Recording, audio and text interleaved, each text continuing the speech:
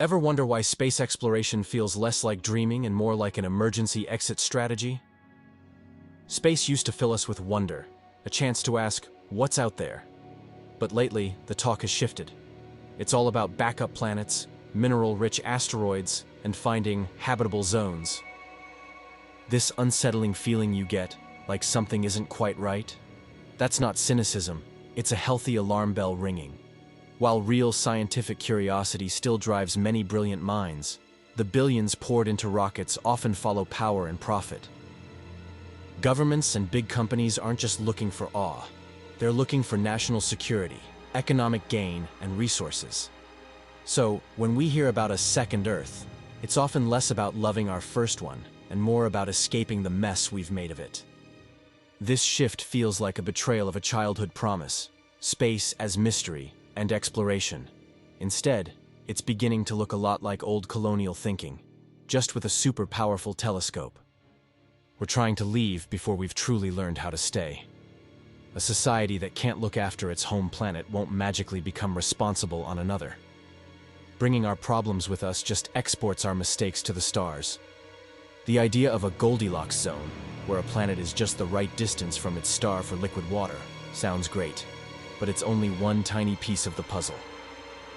Earth isn't just lucky with water, it has a stabilizing moon, a magnetic shield, active volcanoes recycling carbon, and even a giant planet like Jupiter protecting us from cosmic impacts. The Goldilocks zone is necessary, but it's nowhere near enough for life as we know it. Even the closest promising exoplanets are light years away. We're talking travel times that stretch beyond human lifespans, and terraforming these places is pure fantasy right now. So, we're serious enough to look, but not serious enough for it to actually save us. This leads us to the biggest, quietest truth: the travel problem. The nearest habitable planets are so far away that getting there would take centuries, maybe even millennia. That's why generation ships aren't sci-fi anymore. They're the only physically possible plan. But a generation ship isn't exploration. It's a sealed tube with strict controls, no going back, and children born into a mission they didn't choose. It's not hope, it's managed exile. When a civilization seriously talks about generation ships, it's a heavy admission. We don't expect to fix things here on Earth. The sheer effort, coordination, and genius needed to maintain life in a metal box for hundreds of years could, and should, be put into fixing our planet's climate, healing ecosystems, and creating fair resource systems. These problems are hard, but they are far easier than surviving in deep space for generations. Our real crisis isn't about technology. It's about our relationships, our systems, and our ethics. We already have the food, the energy tech, and the engineering know-how.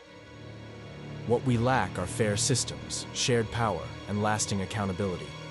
True solutions mean shifting from endless growth to focusing on well-being, caring for our planet, and regenerating what we've lost.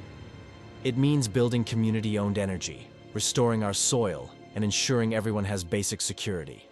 If we can't get along for an election cycle, how can we expect to survive centuries on a spaceship? Maybe there is another planet sitting in a distant Goldilocks zone. Maybe one day we'll reach it. But distance doesn't erase responsibility. A second Earth, if it exists, would not be a reset button. The truth is simpler and harder. This planet is not just habitable. It is inhabited, interdependent, and alive in ways we barely understand.